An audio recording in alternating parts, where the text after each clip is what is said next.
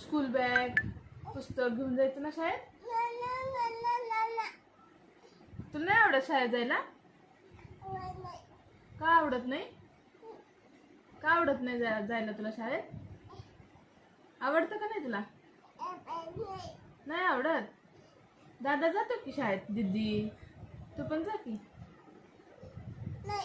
का? एकदा जा. एकदा जा ना घरी रुद्रा. तुला टीचर बोलवायलेत, मॅडम बोलवायलेत. रुद्रा शाळेत ये म्हणतात. जाते? जायचं का? जायचं का शाळेत? स्कूल बॅग घेऊन जायचं दादाच्या शाळेत. दादाच्या शाळेत जायचं स्कूल बॅग घेऊन.